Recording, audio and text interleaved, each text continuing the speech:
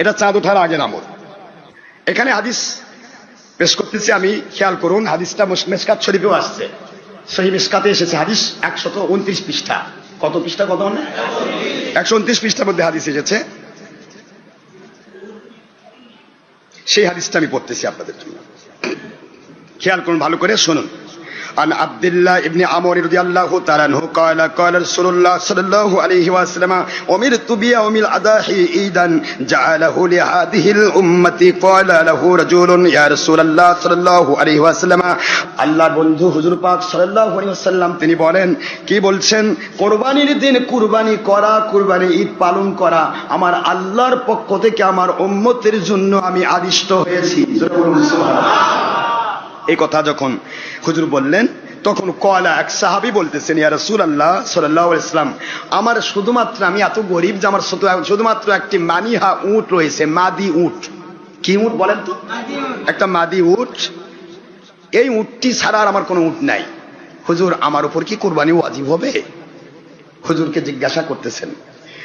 হুজুর পাক সাল্লাল্লাহু আলাইহি ওয়াসাল্লাম বললেন, কলা লা, না, তোমার উপরে কোরবানি ওয়াজিব হবে না। সুবহানাল্লাহ তোরা বলেন। ওয়ালাকিন, খুজ, মজার কথা, ওয়ালাকিন, তবে, খুজ, রেখে দাও, কি, মিন শারিকা ওয়া আজফারিকা, কোরবানির চাঁদ ওঠার আগে থেকে নখগুলি কেটো না, তোমার কেটো না। তোমার কোরবানির চাঁদ ওঠার আগে নখ চুল সব কেটে নাও, চাঁদ ওঠার আগেই। কথা বুঝতেছেন নাকি আপনারা? চাঁদ, জিলহজ মাসের চাঁদ উঠবে সামনে, সম্ভবত রবিবার দিন, গত রাত্রিতে 29-এ যাওয়ার সম্ভাবনা বেশি আছে, তাহলে বুধবারে ঈদ হবে। আর যদি রবিবারে না ওঠে, 30 যদি পার হয়ে যায়, তাহলে বৃহস্পতিবার ঈদ হবে। যাই হোক, আপনি রবিবারের আগে, রবিবারে যেহেতু চুল নখ কাটা নিষিদ্ধ, হুজুর পাক সাল্লাল্লাহু আলাইহি ওয়াসাল্লাম আরেক হাদিস আসছে, হ্যাঁ, শনিবার আর বুধবার নখ কাটা নিষেধ, তারপর রবিবারও না কাটাই উত্তম। উত্তম হচ্ছে বৃহস্পতিবার আর শুক্রবার চোখ নখ কাটা উত্তম। নাহলে আপনারা শনিবারে কাটবেন না, আজকে কাটলেন, অর্থাৎ রবিবারে যে চাঁদ উঠবে, রবিবার দিনের মধ্যে কেটে নিলেন।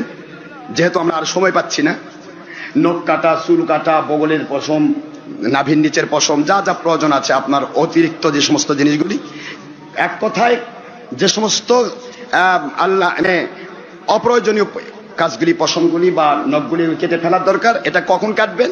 চাঁদ ওঠার আগে কেটে নেবেন। আবার 1 মাস ধরে ইয়া করে রাখেন না, রবীন্দ্রনাথের মতো একবারে ছাড়ে দিচ্ছেন তো দিচ্ছেন, কাটবই না, একবার ধুয়ে দিচ্ছেন, এরকম যেন আবার না হয়। এই 10 দিন আগে, চাঁদ ওঠার আগে কেটে নেবেন। আর চাঁদ ওঠার পরে 10টা দিন আর চোখ, মানে নখ কাটবেন না, চুল মোছ দাড়ি এগুলি কাটবেন না।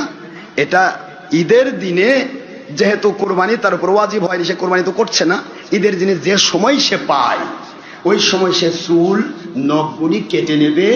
আল্লাহর বন্ধু বলেন, সে পরিপূর্ণ একটা কোরবানি করার সওয়াব পেয়ে যাবে। তাহলে কোরবানি যার উপর ওয়াজিব নয়, সেও কিন্তু কোরবানির সওয়াব আলহামদুলিল্লাহ করবেন না চলে। তাহলে এটা গরিবের জন্য হলো, যার কোরবানি ওয়াজিব নয়। এখন যারা কোরবানি দিচ্ছে নয়, তাদের কি চুল না কাটা যাবে কিনা তারও হাদিস দিতে হবে, তাই না? এখানে তাহলে পাওয়া গেল, হুজুর বলেছেন, ওয়াতাকুসসু শারিবাকা ওয়া ইয়াহলিকু আনাতিকা ফাযালিকা তামামু উদহিয়াতিকা। সুবহানাল্লাহ।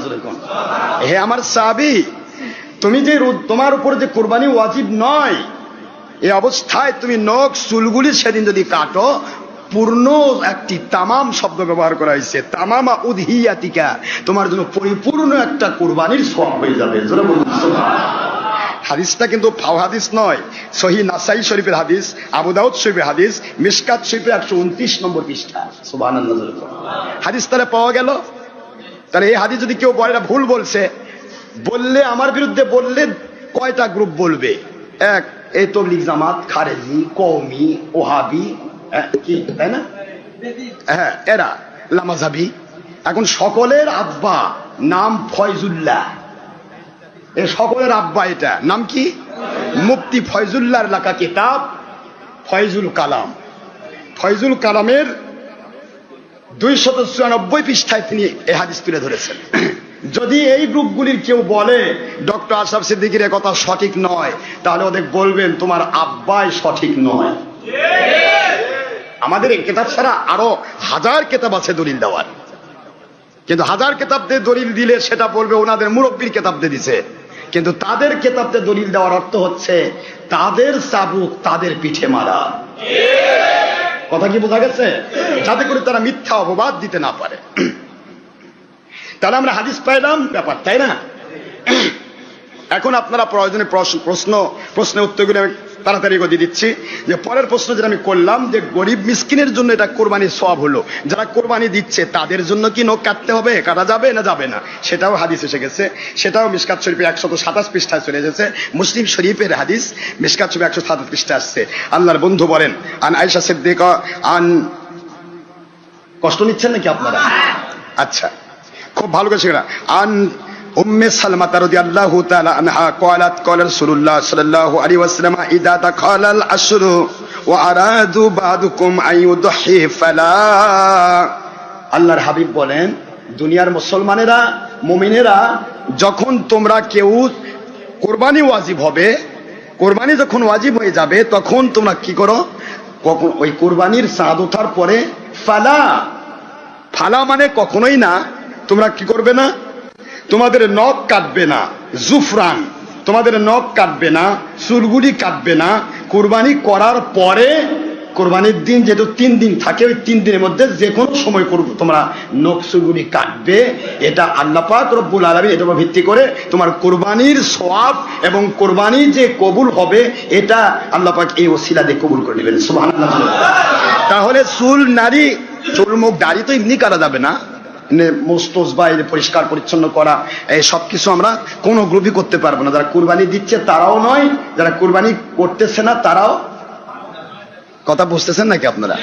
তাহলে এটা একটা আমল থাকলো, যেহেতু চাঁদ ওঠার আগের আমল, এই জন্য আমি এটা আগেই বলিতে বাধ্য হলাম।